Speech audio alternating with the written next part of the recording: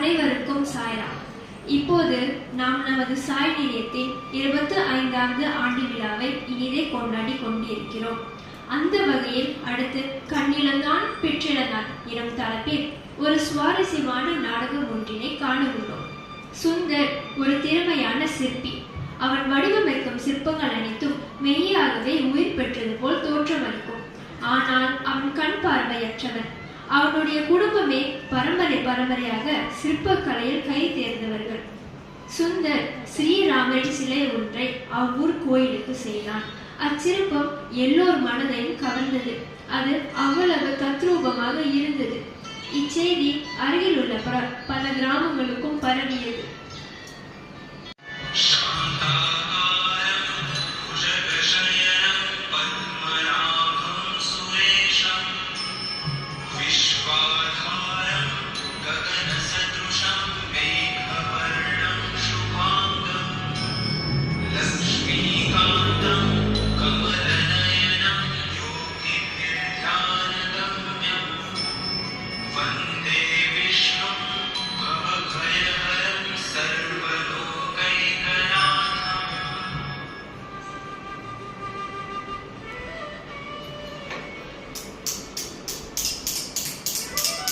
தாமோதரையா, நமஸ்காரம்.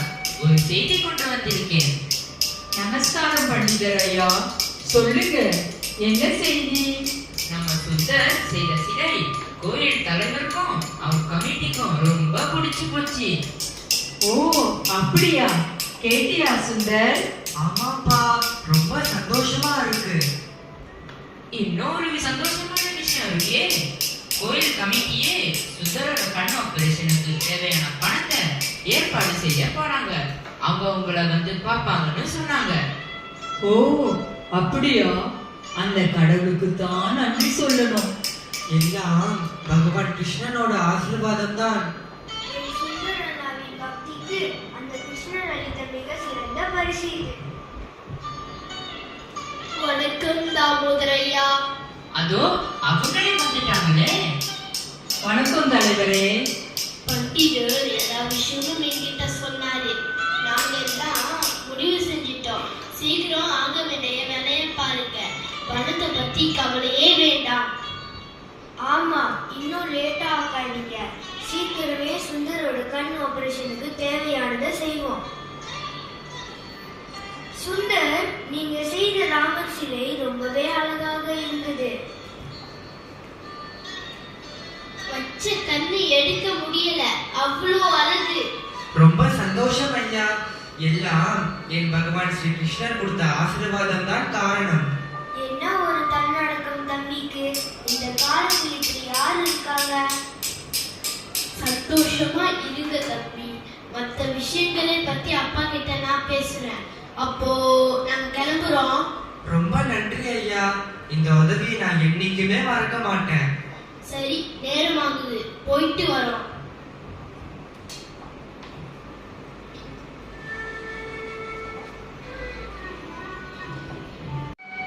இப்படியாக சுந்தரின் கலைத்திறன் பல ஊர்களுக்கும் எட்டியது. இதனிடையே சுந்தரின் கண் அறுவை சிகிச்சை வெற்றிகரமாக நடந்தேறியது. சுந்தருக்கு மீண்டும் தெளிந்த கண் பார்வை கிடைத்தது.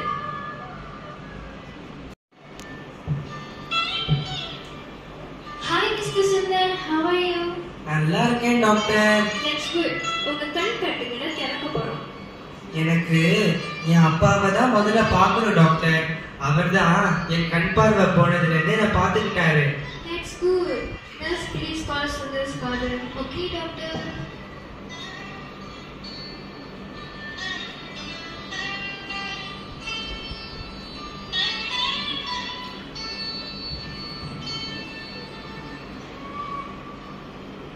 வாங்க ஐயா. சுந்தர், உங்க கண்களை மெதுவாக திறங்க. அப்பா, உங்க கைகளை காட்டுங்க. அப்பா, அப்பா. சுந்தர், தெளிவா பார்க்க முடியுதாயா? எனக்கு நல்லா தெளிவா பார்க்க முடியுதுப்பா. Very good, Mr. Sundar. Don't strain too much. உங்க மருந்து மாத்திரை பத்தி எல்லாம் நர்ஸ் சொல்லுவாங்க. Take care. ரொம்ப நன்றிங்க டாக்டர். இது மருந்து சீட்டு. நாம போய் கலெக்ட் பண்ணிக்கலாம். ஓகே, ரொம்ப நன்றிங்க நர்ஸ். சுந்தர், எப்படிப்பா இருக்கீங்க? இப்போ நல்லா பார்க்க முடியுது பண்டிதரே. உங்களுக்கு என்னோட நன்றியை தெரிவிச்சுக்கிறேன் ஐயா. அதெல்லாம் எதுக்கு தம்பி? நீங்க தான் சிலைகளை வாங்க ஆளுங்களை கூட்டிட்டு வருவீங்க. எங்களுக்கு பணம் கிடைக்க ஒரு வழி காட்டுனீங்க. அது உங்க திறமைக்கு கிடைச்ச ஊதியம் தம்பி. சரியா சொன்னீங்க பண்டிதரே. இனிமே இன்னும் அற்புதமான பல சிலைகளை என் சுந்தர் அண்ணா செய்வாரு. மாதவா மாதவா, எனக்கு கிடைச்ச அருமையான உதவியான. இப்போதெல்லாம் சுந்தருக்கு பல இடத்திலிருந்து சிற்ப வேலைக்கான கோரிக்கைகள் அதிகமாகிவிட்டன. அவனுடைய பேரும் புகழும் எல்லா இடங்களிலும் பரவியது. அவன் தலையிலும் புகழ் போதை ஏறியது. தன்னை தவிர வேறு எவரும் சிற்பம் அடிப்பதில் சிறந்தவர் இல்லை எனும் முடிவுக்கே வந்துவிட்டான் சுந்தர்.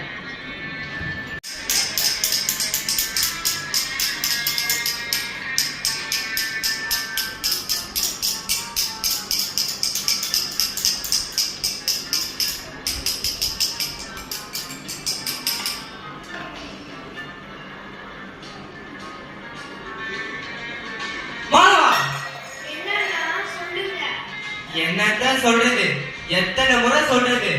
இந்த சிலையோட கண்களை பார், சரியாவே இல்ல. சரி செய்ய சொன்னதானே.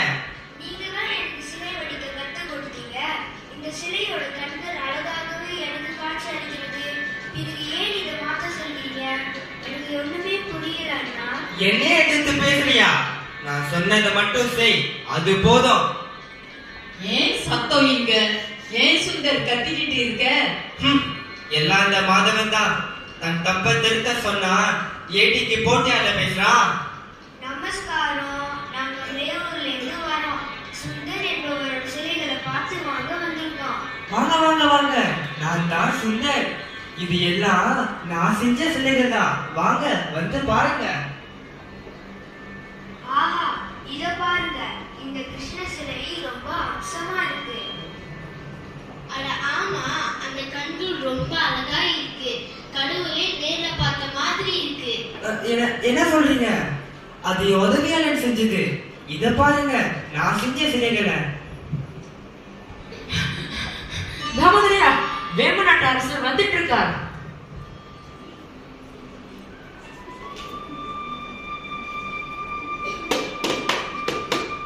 வேம்பு நாட்டு வேந்தர் வீரசிங்கம் அவர்கள் வருகிறார் வருகிறார் வருகிறார்.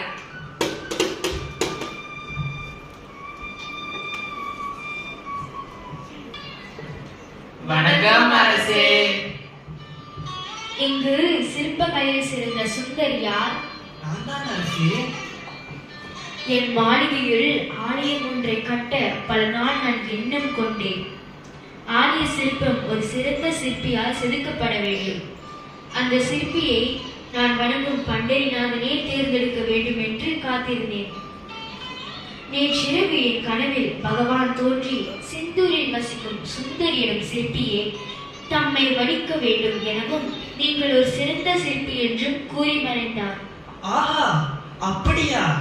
அந்த இறைவனே என்னை சிறந்த சிற்பி என்று சொன்ன பிறகு உங்களுக்கு கவலை வேண்டாம் அரசே. யாரும் இதுவரை கண்டிராத தெய்வமே உயிர் பெற்று எழுந்து தங்கள் முன் தரிசனம் அளிக்கும் வகையில் ஒரு தத்துருவமான ரங்கநாதரின் சிற்பத்தை நான் வடிவமைத்து தருகிறேன் அரசே. உடனே உங்கள் பணிகளை தொடங்குங்கள். சீக்கிரமே எனக்கு சிற்பம் தயாராக வேண்டும்.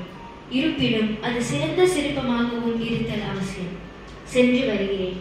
அப்படியே ஆகட்டும் அரசே.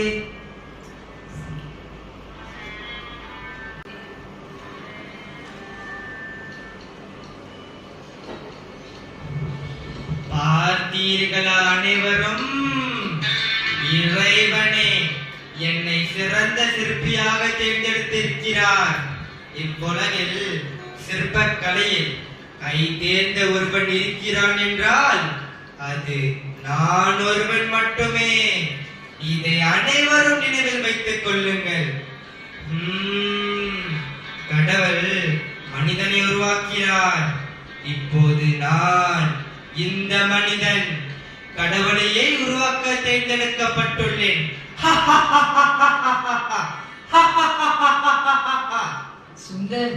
ஏன் நீ இப்படி எல்லாம்? போதும்பா, உங்களுக்கு வயசாயிருச்சு, ஒன்னும் தெரியாது, பேசாம இருங்க.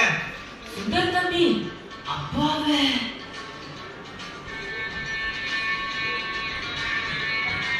சுந்தரண்ணா, உங்களுக்கு என்னாச்சுன்னா? மாதவா, நீ என்னோட உதவியாளர் மட்டும்தான். இன்னும் நீ கிட்ட கத்துக்க வேண்டியது நிறைய இருக்கு. போய் நல்ல கல்லா பார்த்து எடுத்துட்டு வா. நாளைக்கே நான் திறமையை வெளிப்படுத்த போறேன். இன்னும் ஏன் நிக்கிற? போய் சொன்னதை செய், போ. மறுநாள் காலையில் சிற்பம் செதுக்க தேவையான கற்கள் அனைத்தும் தயார் நிலையில் இருந்தன.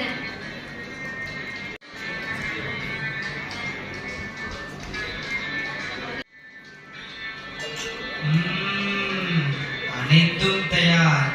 கடவுளை உருவாக்க நானும் தயார்.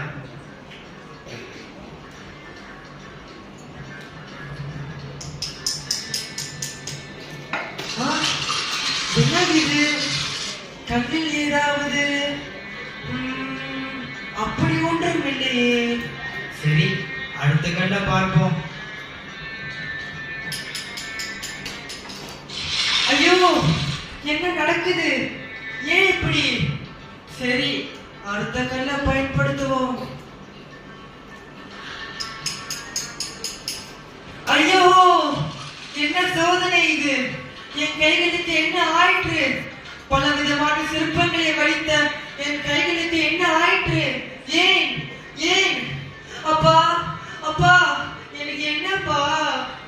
எனக்கு வயசாயிடுச்சு, இதெல்லாம் ஒண்ணும் தெரியாது, நீயே பாத்துக்கோ.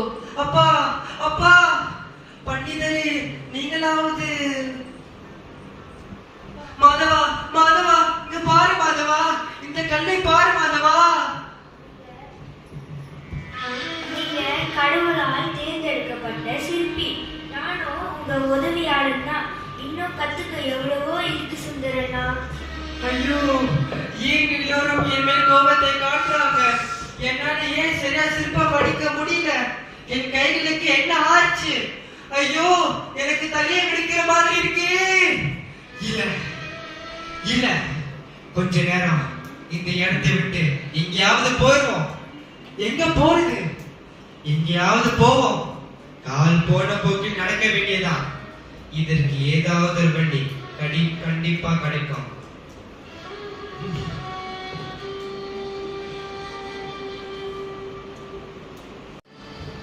சுந்தர் தன்னை தானே நொந்து கொண்டு எதுவும் செய்வது அறியாமல் தொடர்ந்து நடந்தான். இறுதியாக ஊரின் எல்லையில் அமைந்துள்ள சத்ய சாய்பாபா மந்திர் சென்றடைந்தான். அங்கே பலரும் வண்ண உடைகளை அணிந்து அங்கும் இங்கும் சுறுசுறுப்பாக இயங்கிக் கொண்டிருந்தனர். என்னதான் அங்கு நடக்கிறது என்பதை அறிய சுந்தரும் மந்திரின் உள்ளே சென்றான். அங்கு அவன் கண்டதும் கேட்டதும் அவனுக்கு பெரும் தெளிவை ஏற்படுத்தியது. வாருங்கள், நாமும் அது என்ன என்பதை கண்டறிவோம்.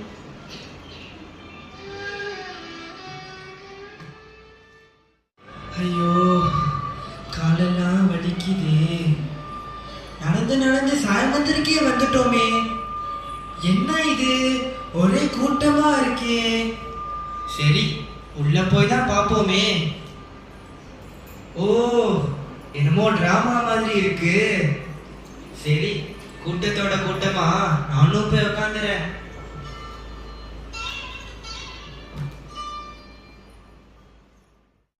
திரௌபதி கேட்ட புஷ்பத்தை தேடி வெகு தூரம் வந்துவிட்டேன். ஆனால் புஷ்பம் எங்கும் தென்படவில்லை. இன்னும் கொஞ்சம் தூரம் சென்று பார்ப்போம். என்ன இது?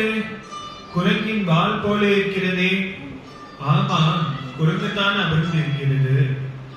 குரங்கே, இப்படி வானை நீட்டி வைத்தால் எப்படி நான் நடப்பேன்? உன் வானை அந்த பக்கமாக வைத்துக் கொள்ள கூடாதா? நான் ஒரு வயதான குரங்கு. என்னால் என் வாளை கூட நீக்கி வைக்க முடியாத அளவுக்கு களைத்தும் கழிந்தும் இருக்கிறேன். நீயே என் வாளை அந்த பக்கமாக நீக்கி வைத்து விடு. ஆமா, நீ யார்? நான் தான் வாயுபுத்திரன், ஸ்ரீராமரின் பக்தரான ஹனுமன் என் அண்ணன். பாண்டவர்களில் மிகவும் பலம் மிகுந்தவன். என் பெயர் பீமசேனன். ஓ, அப்ப அப்படியானால் கண்டிப்பாக உன்னால் என் வாளை தூக்கி அந்த பக்கமாக வைக்க முடியும். அதில் என்ன சந்தேகம்? இதோ இப்போதே செய்கிறேன்.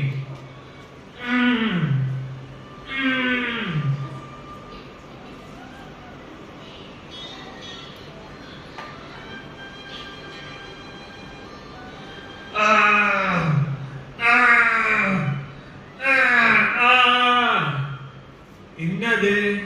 என் இரு கைகளால் பயன்படுத்தியும் இந்த வாளை தூக்கவே முடியலையே. இது என்ன சோதனை? மன்னிக்க வேண்டும், உங்கள் வாளை என்னால் நீக்கி வைக்க முடியவில்லை. என்னை மன்னித்து விடுங்கள். உண்மையில் நீங்கள் யார்?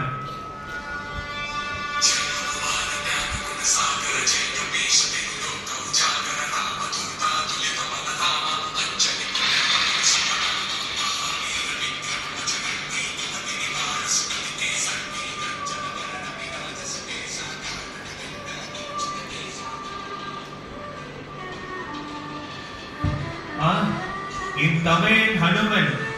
என்னை மன்னித்து விடுங்கள் அண்ணா. யார் என்று தெரியாமல் வார்த்தைகள் விட்டுவிட்டேன். என்னை மன்னியுங்கள். பீமா, தற்பெருமை என்றும் கூடாது உனக்கு.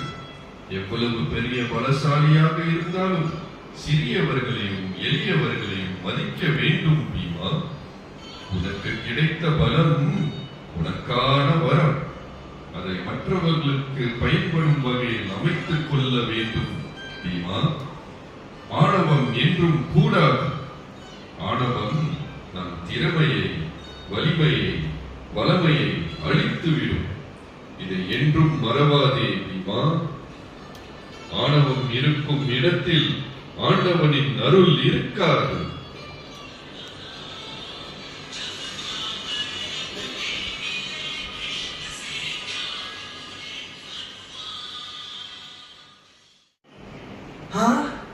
என்ன ஒரு ஆழமான கருத்து.